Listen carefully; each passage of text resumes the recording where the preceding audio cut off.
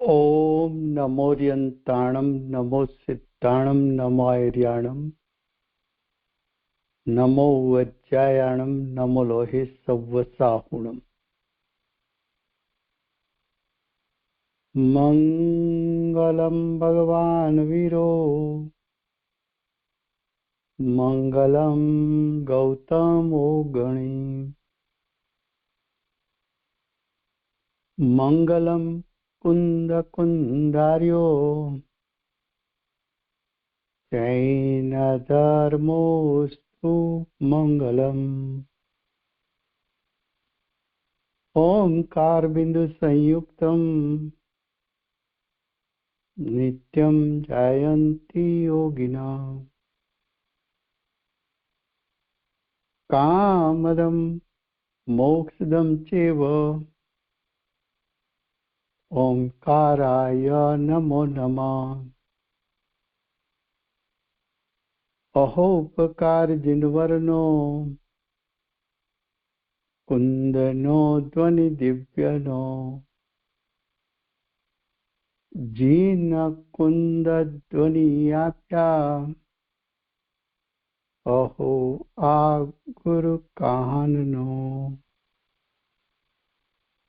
तुझ ज्ञान ध्यान नो रंग अमया दर्श रहो हो शिव पद तक तुझ संग माता हाथ।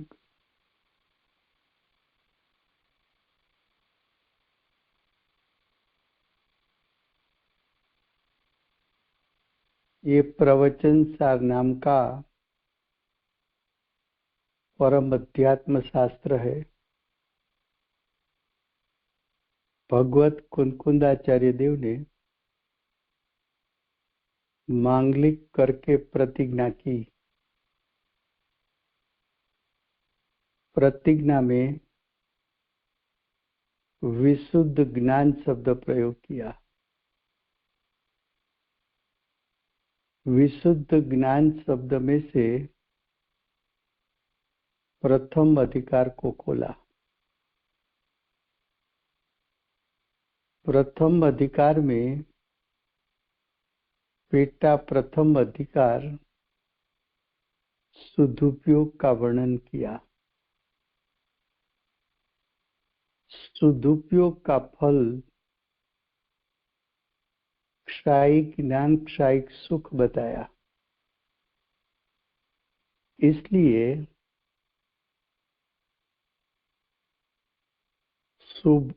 सदुपयोग के बाद आचार्य भगवान ने क्षायिक ज्ञान का स्वरूप दिखाने के लिए ज्ञान अधिकार खोला और क्षायिक सुख का स्वरूप दिखाने के लिए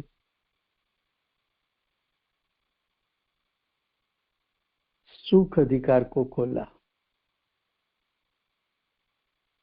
यहां तक सदुपयोग की बात बताई। जब 11वीं गाथा में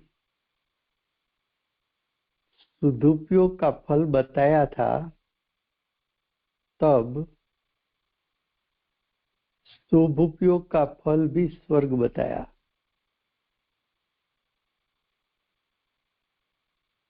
अब प्रथम अधिकार ज्ञान तत्व प्रज्ञापन का पेटा चौथा अधिकार शुभ परिणाम अधिकार चलता है। शुभ परिणाम अधिकार में गाथा 72-73, उसमें गाथा 72 चल चुकी है, लेकिन 72 गाथा में जो विषय बताया उसको अधिक पने दर्शाने के लिए आचार्य भगवान ने 73 गाथा भी लिखी। 72-73 गाथा में आचार्य भगवान ये सिद्ध करना चाहते हैं कि इंद्रिय सुख और इंद्रिय दुख दोनों में समानपना है। इंद्रिय सुख और इंद्रिय दुख अतीन्द्रिय सुख की अपेक्षा से देखा जाए तो दोनों दुख रूप है। दोनों के बीच में अंतर नहीं करना चाहिए। एक बात। दूसरी बात ये बताई कि शुभोपयोग और अशुभोपयोग, तो शुभोपयोग और अशुभोपयोग दोनों बंध का कारण है। दोनों का फल 4 गति है। दोनों का फल दुख है। तो शुभोपयोग और अशुभोपयोग के बीच में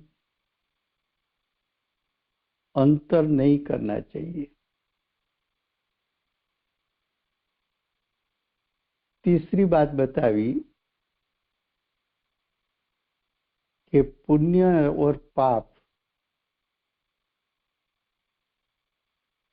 तो पुण्य और पाप दोनों का फल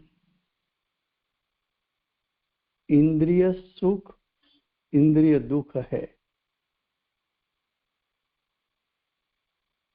पुण्य पाप दोनों पर के लक्ष्य से होता है। पुण्य पाप का फल 4 गति है। इसलिए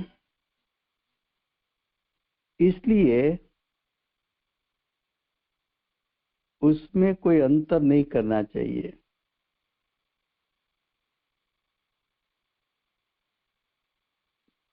फिर से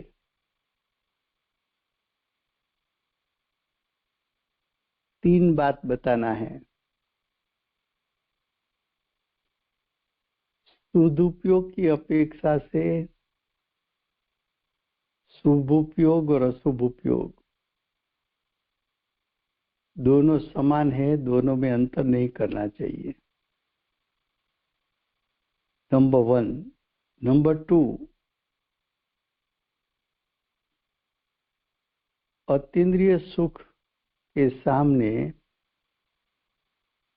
इंद्रिय सुख और इंद्रिय दुख दोनों के बीच में अंतर नहीं करना चाहिए। इंद्रिय सुख भी दुख ही है और इंद्रिय दुख भी दुख है। तीसरी बात बताई कि आत्मा का शुद्ध भाव उसकी अपेक्षा से जीव का पुण्य और पाप भाव दोनों समान है। शुद्ध भाव आत्म स्वभाव के लक्ष्य होता है। पुण्य पाप दोनों पर के लक्ष्य होता है। तो उसमें कोई अंतर नहीं है।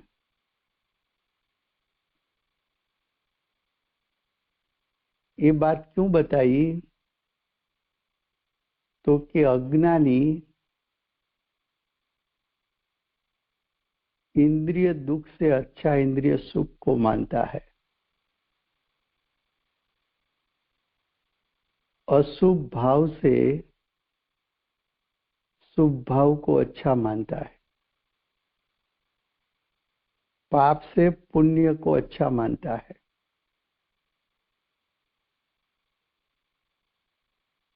जब तक अज्ञानी का ये अभिप्राय रहेगा कि इंद्रिय दुख से इंद्रिय सुख अच्छा है, तब तक वो इंद्रिय सुख को छोड़ने वाला नहीं है। जब तक अशुभ भाव से शुभ भाव अच्छा है, ऐसी मान्यता अज्ञानी की है, तब तक वो शुभ भाव को छोड़ने वाला नहीं है। जब तक अज्ञानी पुण्य अच्छा है पाप बुरा है ऐसा मानेगा, ऐसा अभिप्राय रहेगा, तब तक पुण्य को छोड़ने वाला नहीं है। जब तक इंद्रिय सुख को नहीं छोड़ेगा, अतीन्द्रिय सुख प्रकट होने वाला नहीं है। जब तक शुभ उपयोग को छोड़ेगा नहीं, तब तक सदुपयोग प्रकट होने वाला नहीं है। जब तक पुण्य को छोड़ेगा नहीं, तब तक परिणाम में शुद्धता प्रकट होने वाली नहीं है।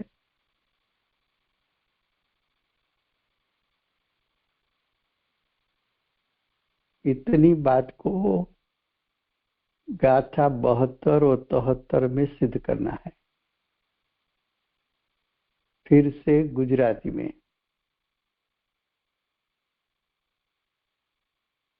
आचार्य भगवान માંગલિક કરી અને પ્રતિજ્ઞા કરે છે। પ્રતિજ્ઞામાં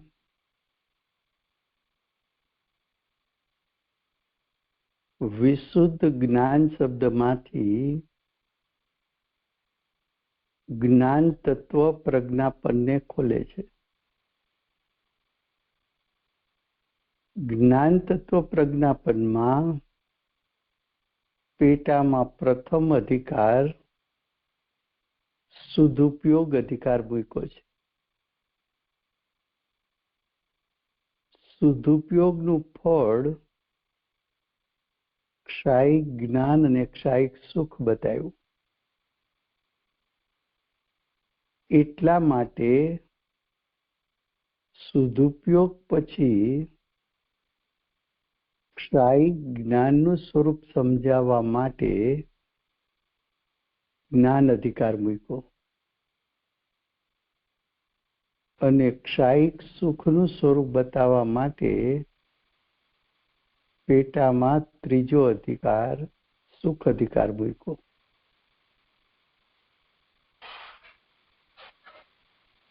આચાર્ય ભગવંતે 11મી ગાથામાં ઉપયોગના બે પ્રકાર બતાવ્યા, સદુપયોગ અને શુભ ઉપયોગ। સદુપયોગ અને એનું ફળ જ્ઞાન તત્વ પ્રજ્ઞાપનના પેટા પ્રથમ, દ્વિતીય અને તૃતીય અધિકારમાં બતાવ્યા। હવે આચાર્ય ભગવાન શુભ ઉપયોગનું ફળ જ્ઞાન તત્વ પ્રજ્ઞાપનમાં પેટા ચોથા અધિકારમાં બતાવે છે। એમાં વિષય ચાલે છે ગાથા 72 અને 73।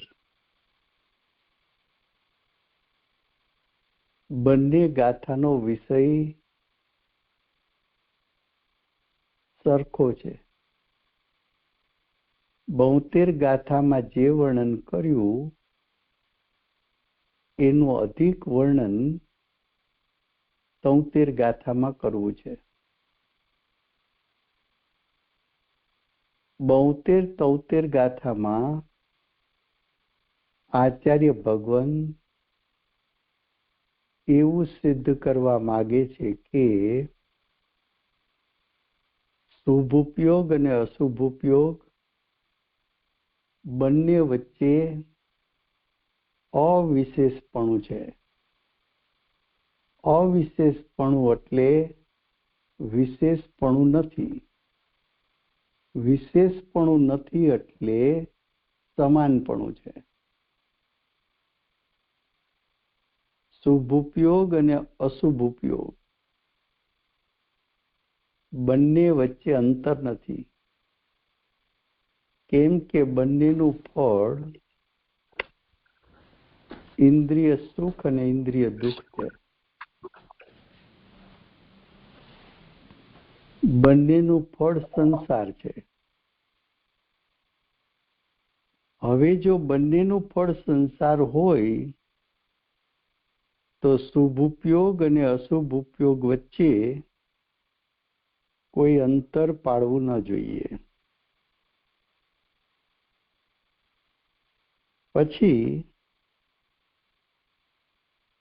આચાર્ય ભગવાન એમ કહે છે કે ઇન્દ્રિય સુખ અને ઇન્દ્રિય દુઃખ બંને વચ્ચે કોઈ અંતર નથી. ઇન્દ્રિય સુખ ખરેખર તો દુઃખ જ છે.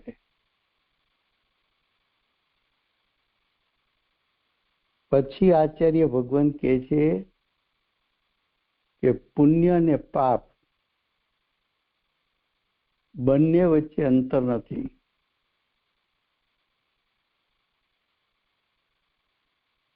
બંને સમાન છે. પ્રથમ કયું શુભ ઉપયોગ અને અશુભ ઉપયોગ એ સદુપયોગની અપેક્ષા એ સમાન છે. સદુપયોગ સ્વલક્ષી પરિણામ છે. શુભ અને અશુભ ઉપયોગ પરલક્ષી પરિણામ છે. સદુપયોગનું ફળ મોક્ષ છે. શુભ અને અશુભ ઉપયોગ બંનેનું ફળ સંસાર છે. માટે શુભ અને અશુભ ઉપયોગ વચ્ચે અંતર નથી. બંને વચ્ચે તફાવત નથી, અંતર નથી, અવિશેષપણું નથી. એવું આચાર્ય ભગવાન શા માટે સિદ્ધ કરવા માંગે છે? તો કે અજ્ઞાનીનો અભિપ્રાય એમ છે કે અશુભ ઉપયોગ કરતા શુભ ઉપયોગ સારો છે. અશુભ ઉપયોગના ફળ કરતા શુભ ઉપયોગનું ફળ સારું છે. એ અભિપ્રાય જો અજ્ઞાનીનો ન છૂટે તો અજ્ઞાની શુભ અશુભ ઉપયોગને છોડીને સદુપયોગ રૂપે પરિણમી શકે નહીં. તો અજ્ઞાનીનો વિપરીત અભિપ્રાયને વિપરીત જ્ઞાન છોડાવવું છે.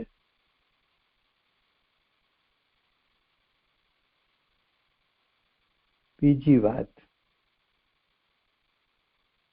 એક અતિન્દ્રિય સુખ છે, બીજું ઇન્દ્રિય સુખ છે, ત્રીજું ઇન્દ્રિય દુઃખ છે.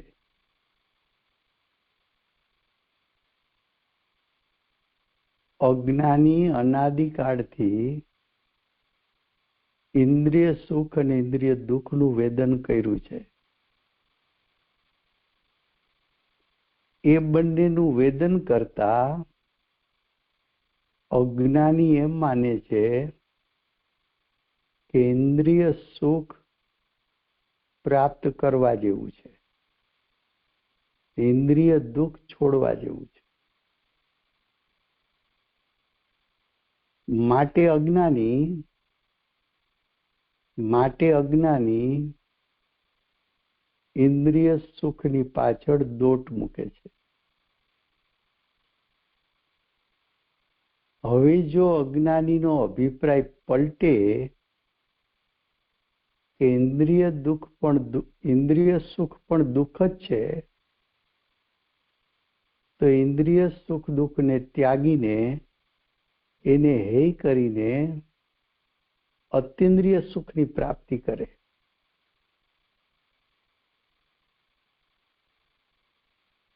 ત્રીજી વાત છે,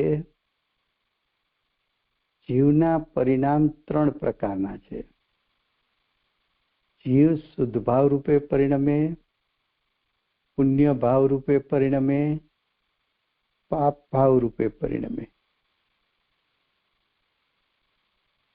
પુણ્ય અને પાપ એના નિમિત્તે કર્મનું બંધન થાય છે અને શુદ્ધતાના નિમિત્તે કર્મથી છૂટવાપણું થાય છે.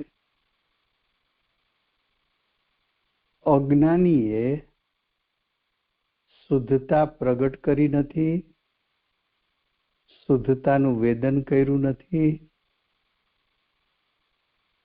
અનાદિકાળથી પુણ્ય અને પાપ રૂપે પરિણમ્યો છે. એ પુણ્ય પાપમાં પુણ્ય પ્રાપ્ત કરવા જેવું છે અને પાપ છોડવા જેવું છે, એવો અજ્ઞાનીનો અનાદિકાળનો વિપરીત અભિપ્રાય અને અજ્ઞાન છે. એને છોડાવવા,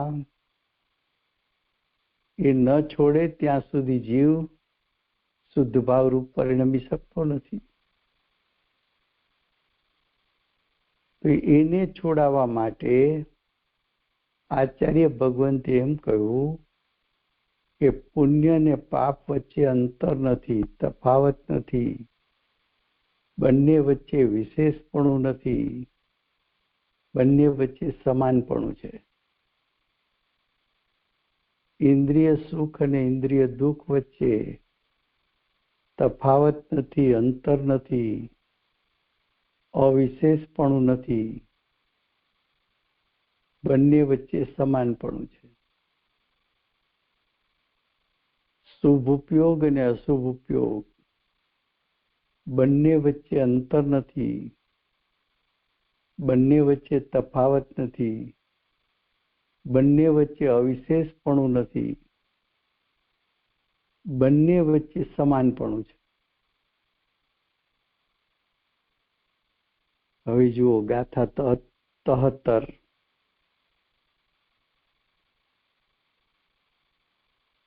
એમનું હેડિંગ છે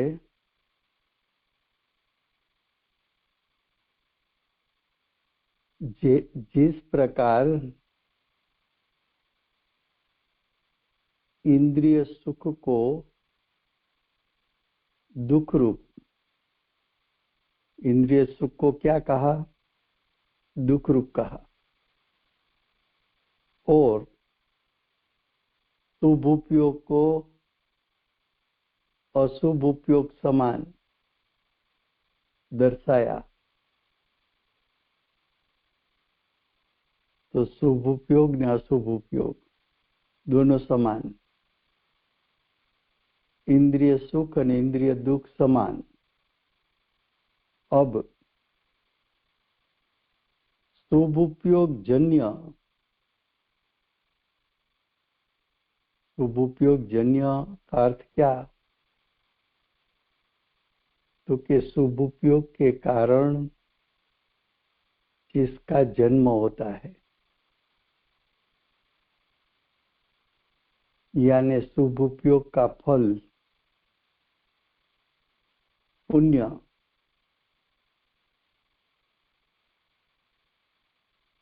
शुभ उपयोग के फल में पुण्य का उपार्जन हुआ, उसको विशेषतः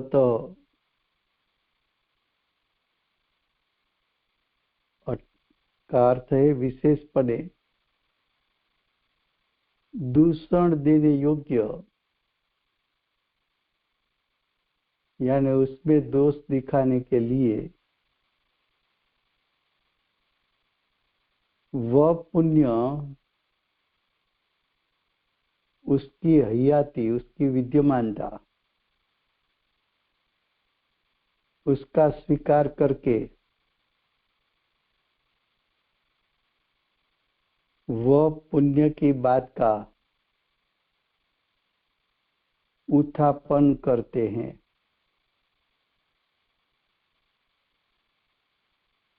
क्या कहा? प्रथम पुण्य को स्थापित किया कि पुण्य होता है,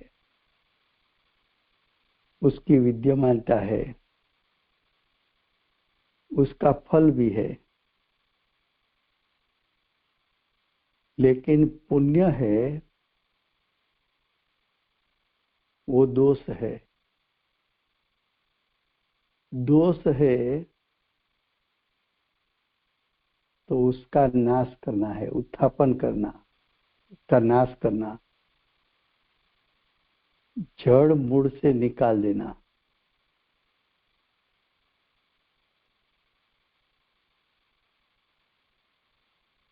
फिर से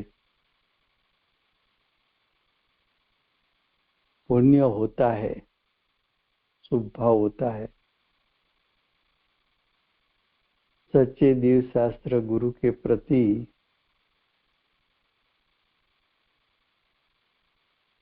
या तो व्रत आदि का शुभ भाव आता है,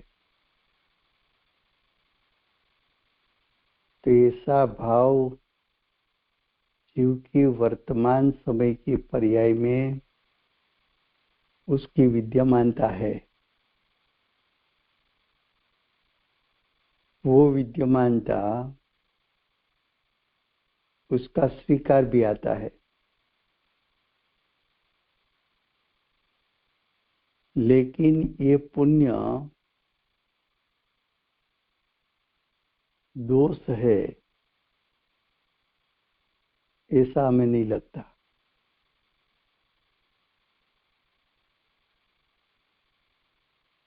सच्चे देव शास्त्र गुरु की आराधना करे, उसमें क्या दोष है?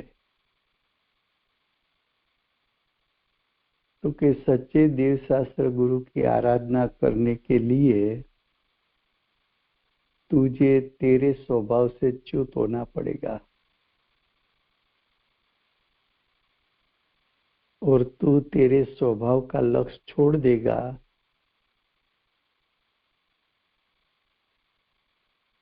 तो तुझे सम्यक दर्शन ज्ञान चारित्र प्रकट नहीं होगा। तेरे परिणाम में शुद्धता प्रकट नहीं होगी। ये दोष है। क्या कहा? एक बार दृष्टांत दिया था, फिर से।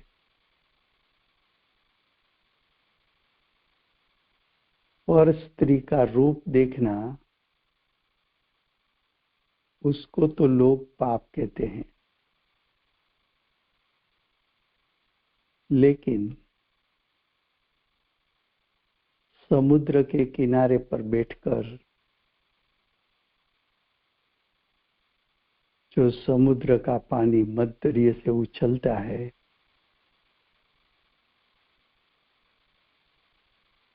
और पीछे सूर्य का प्रकाश है,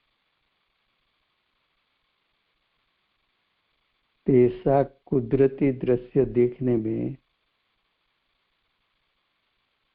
कोई दोष नहीं है, ऐसा लोग मानते हैं।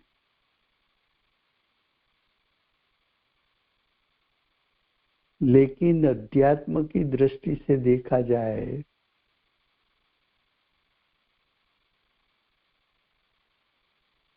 तो कुदरती दृश्य देखने के लिए तुझे समुद्र का, सूर्य का लक्ष्य करना पड़ता है। तेरे लिए वो पर है, और पर का लक्ष्य तब होता है जब तू स्वभाव से च्युत होता है। तो अध्यात्म की अपेक्षा से वह भी दोष है। उसी प्रकार जो शुभ भाव है, उसका जो फल पुण्य है, और पुण्य का फल बाह्य संयोग है।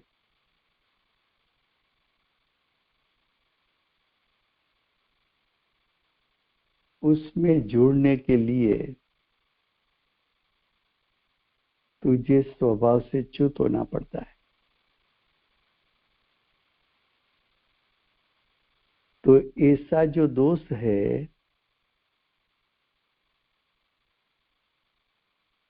ऐसा जो स्वभाव है, ऐसा जो शुभ उपयोग है, ऐसा जो पुण्य है,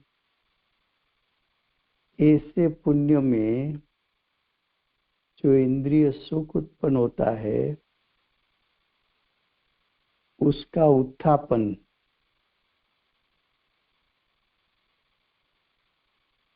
वो शुभ उपयोग, वो शुभ भाव, उसका फल इंद्रिय सुख, ये सब दूषण है, दोष है। उसको मूल में से नाश करने का उपदेश यहाँ आचार्य भगवान ने दिया है। देखो, गाथा 73 उसका शब्द है, चक्रियने देवेंद्र शुभ उपयोग मूलक भोगति पुष्टि करे देहादिनी सुखी समधि से अविरत रही। अर्थ, वज्रधरो,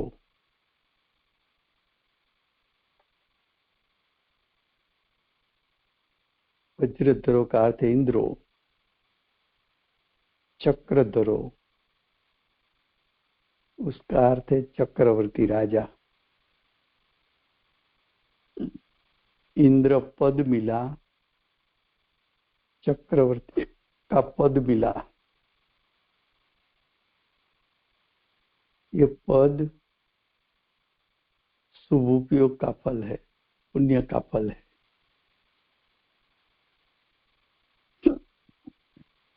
देखो क्या लिखा है, वज्र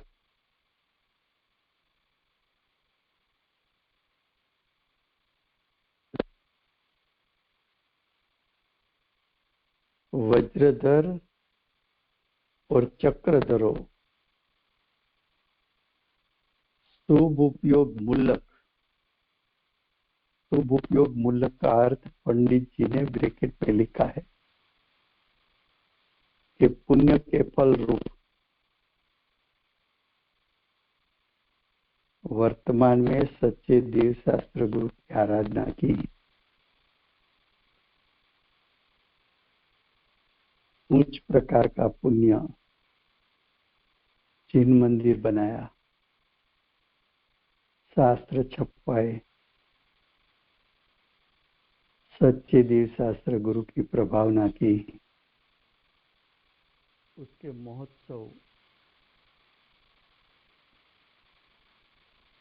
महोत्सव बनाए,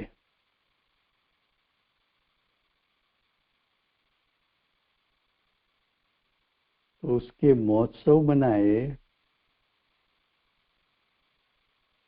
वो सच्चे देव शास्त्र गुरु के प्रति भक्ति का भाव था, स्तुति का भाव था।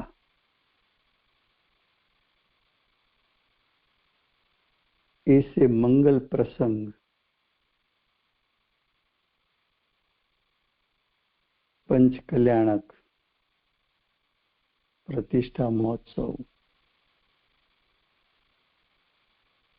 था तो शुभ भाव,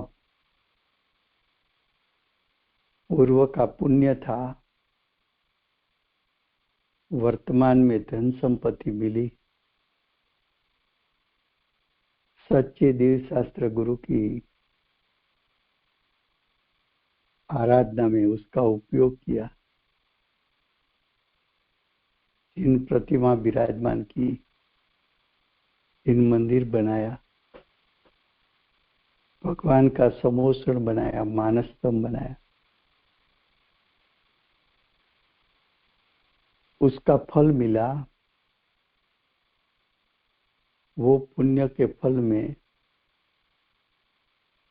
इंद्र पद मिला, चक्रवर्ती पद मिला। लेकिन इंद्र और चक्रवर्ती, उसका बाह्य सुख वो तो इंद्रिय सुख है। वो इंद्रिय सुख में इंद्र और चक्रवर्ती आसक्त हो गए, तन्मय हो गए, तो फिर पाप का बंध हुआ।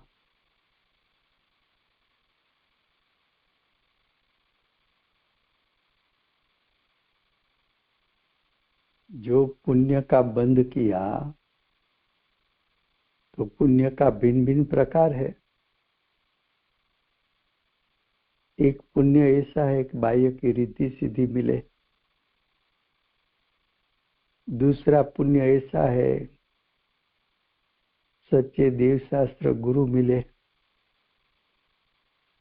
सच्चे देव शास्त्र गुरु का निमित्त पाकर सम्यक ज्ञान चारित्र प्रकट किया, और पुण्य के फल में बाह्य वैभव मिला, तो वैभव में आसक्त हो गया, तन्मय हो गया। परिणाम में दोष प्रकट किया, उपयोग को अशुद्ध किया।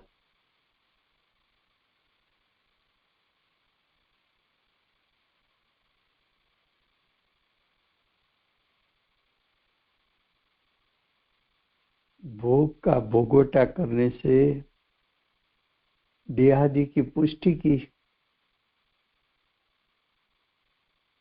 और भोगों में रत होकर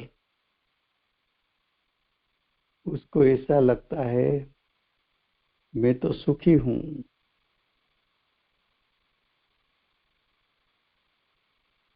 तो पुण्य की विद्यमानता तो है, इंद्रपद पुण्य की विद्यमानता बताता है।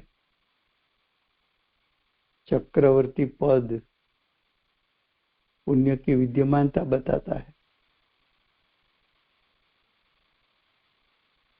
वहां बाह्य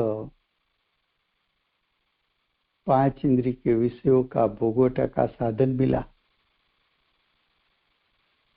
वो भोगों में तन्मय हो गया, आसक्त हो गया, उसमें एकाग्र हो गया, उसमें खो गया, उसमें रत हो गया, और उसको ऐसा लगा कि मेरा जैसा सुखी कोई नहीं है। लेकिन ये सुख तो इंद्रिय सुख है। इंद्रिय सुख तो वास्तव में दुख है। इंद्रिय सुख और अतीन्द्रिय सुख में क्या अंतर है,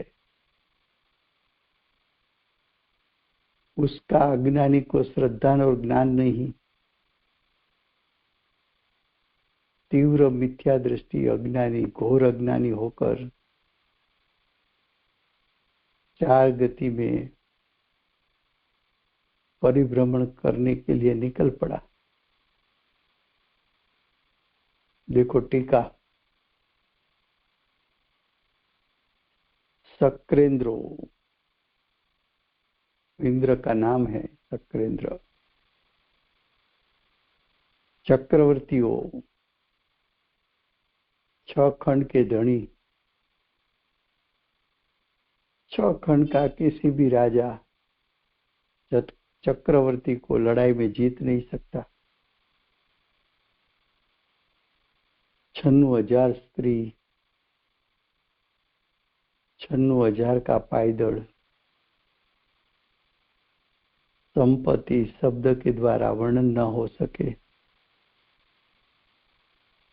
एक दिन के भोजन के लिए पूरे साल तैयारी चले। पूरे साल में एक भी दिन समान दो चीज खाने में ना आए। चक्रवर्ती का खाना, एक थाल में से पूरा सैन्य खाना खा ले, ऐसा भोजन, ऐसा बाह्य संयोग, ऐसा परद्रव्य का संयोग, ऐसा बाह्य का भोगवटा,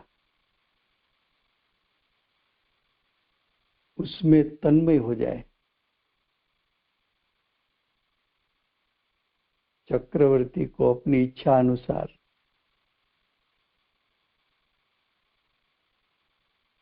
भोगों मिलते हैं, इच्छा अनुसार, यानी उसका पुण्य ही ऐसा है, जैसी इच्छा करे ऐसा बाह्य में संयोग ऐसा ही मिले। ऐसा पुण्य का संयोग है, ऐसा पुण्य का फल है। तो ऐसा इच्छा के अनुसार जो भोग मिला, उसके द्वारा पोषण तो शरीर का किया, आत्मा का पोषण नहीं हुआ। आत्मा के परिणाम में शुद्धि प्रकट नहीं की, शुद्धि की वृद्धि नहीं की। जिस प्रकार जड़ों, जड़ों का अर्थ है ऐसा एक प्रकार का जीव होता है, वो जीव दूषित खून को पीता है और दूषित खून पीने में वो आसक्त हो जाता है। और ऐसा दूषित खून पीने से स्वयं को मानता है कि मैं सुखी हूं।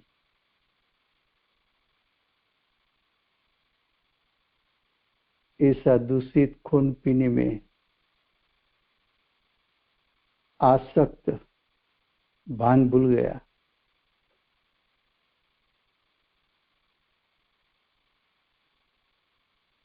और वो स्वयं को सुखी मानता है। ये मान्यता भी विपरीत और ज्ञान भी उसका अज्ञान रूप परिणमित हुआ है।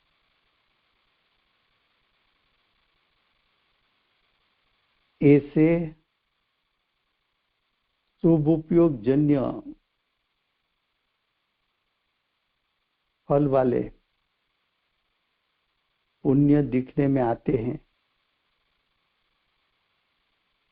ऐसे पुण्य की हयाती विद्यमानता दिखने में आती है।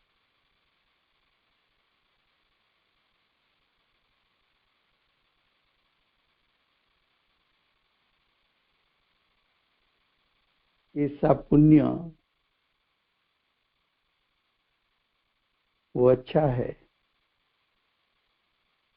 ऐसी मान्यता और अज्ञान अज्ञानी का है। ऐसा इंद्रिय सुख अच्छा है। ऐसी विपरीत मान्यता और अज्ञान अज्ञानी का है।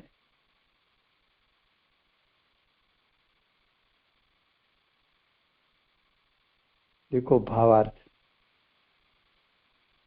जो भोगों में आसक्त वर्तता थका,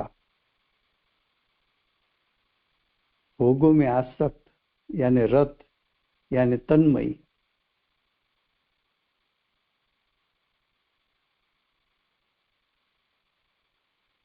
वर्ता थका इंद्रो, स्वर्ग के इंद्र, स्वर्ग के इंद्र की तुलना किसके साथ की? जड़ों के साथ। जो प्राणी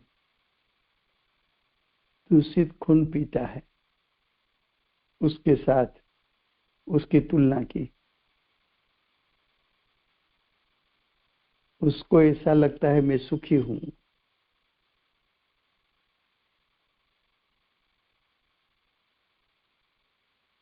ये सब जो भोग मिले वो था पुण्य का फल, शुद्धता का फल नहीं था।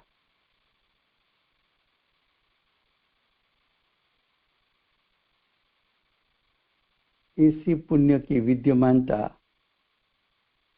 है विश्व में, ऐसा पुण्य और उसका फल दिखने में आता है।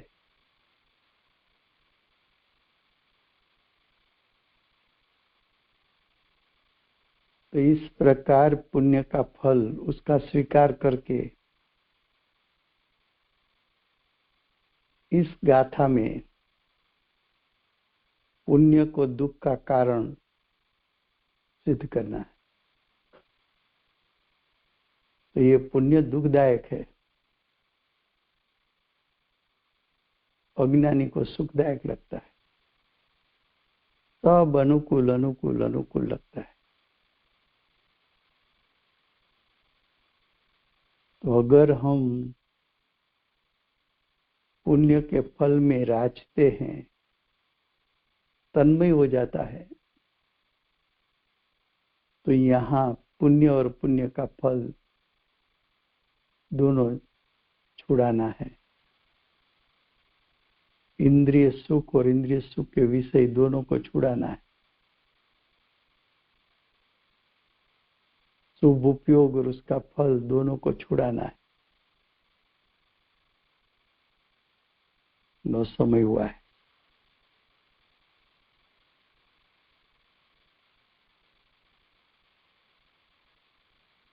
કોણ જય બોલાવે છે?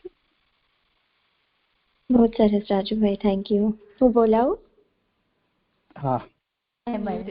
परम कृपाळु परम उपकारी परम पूज्य सद्गुरु देवनो जय हो। जय हो। मूर्ति पूज्य भगवती मात नो जय हो। जय हो। दिवाणी मात नो जय हो। जय हो। दिगंबर जैन धर्म नो जय जय हो। तीर्थ धाम नो जय हो। जय हो। आज बार सूर्यकीर्ति भगवान नो जय जयकार जय जयकार जय जय जयकार जय जयकार। नाम बोले सूर्यकीर्ति भगवान नो जय जयकार जय जयकार। कौन कौन बात बाहुबली भगवान नो जय हो। भगवंतो नो जय हो। देवेंद्र कीर्ति गंगा भगवान नो जय हो जय हो जय हो जय हो। Thank you Rajubhai. जय जिनेंद्र। Thank you Rajubhai. जय जिनेंद्र। जय जिनेंद्र। जय जिनेंद्र। રાજુભાઈ કેમ લાગે છે? સારું છે, વાંધો નથી। સારું છે, ઓકે, હા। Thank All you. the best. Thank you. All the best. Thank you very much Rajubhai. જય જીનેન્દ્ર। જય जिनेंद्र બધાને। Rajubhai thank you very much. જય જીનેન્દ્ર બધાને। જય જીનેન્દ્ર રાજુભાઈ, થેન્ક યુ। જય જીનેન્દ્ર।